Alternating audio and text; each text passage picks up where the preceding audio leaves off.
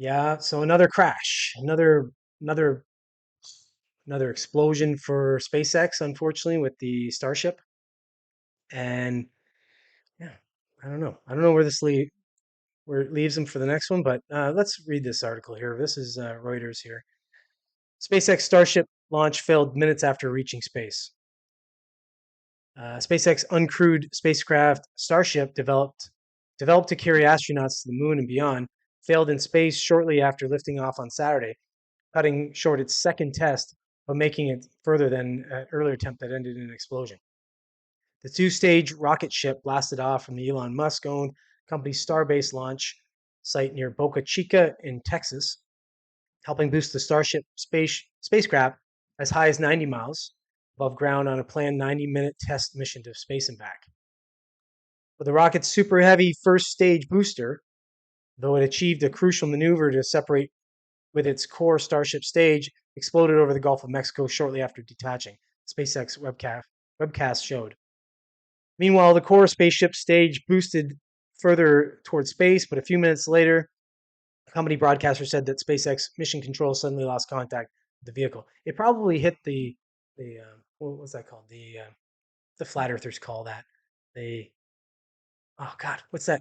The the space ceiling, whatever that the Fermi what is it? The Fermi something or whatever. Yeah, it probably hit that. Most likely it hit that, bounced off, came back down. When it got up there, in the flat Earth space, it just couldn't get up into the non-existent space. Maybe we have lost the data from the second stage. We think we may have lost the second stage. SpaceX engineer and live stream host John Insprucker said.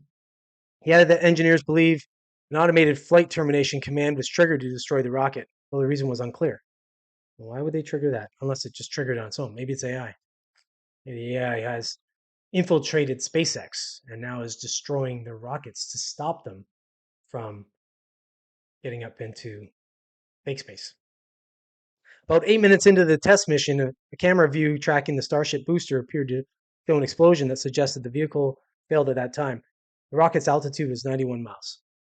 The launch was the second attempt to fly Starship mounted atop its towering Super Heavy rocket booster, following an April attempt that ended in an explosion failure about 4 minutes after liftoff. Okay. Well, let's see. All right. Testing failures. Starship's failure to meet all of its test objectives could pose a setback for SpaceX. The FAA will need to review the company's failure investigation and review its application for a new launch license. SpaceX officials have complained that such regulatory reviews take too long. Of course they do. Regulations and all this kind of jazz in the States always takes so long. You're trying to get permits for things, and good luck.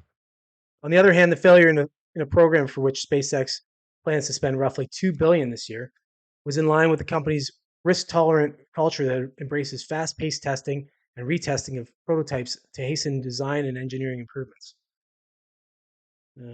Okay. Clock is ticking.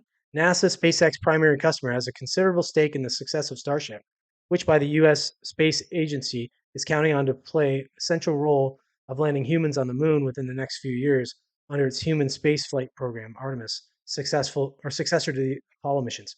Yeah, the Apollo missions. Those Apollo missions, the ones that went to the Arizona deserts. Those ones here. NASA Chief Bill Nelson, who has made competition with China a core need for speed in Artemis, said Saturday's Starship test was an opportunity to learn, then fly again. Okay. Anyways, yeah, this is all rah rah at the end. Like, oh, we're gonna do this, we're gonna do that. Mm-hmm. Okay, well, yeah. Obviously, he's gonna put another rocket up. That's what he does. So sometimes they go boom boom. At least these ones aren't going boom boom with people in them.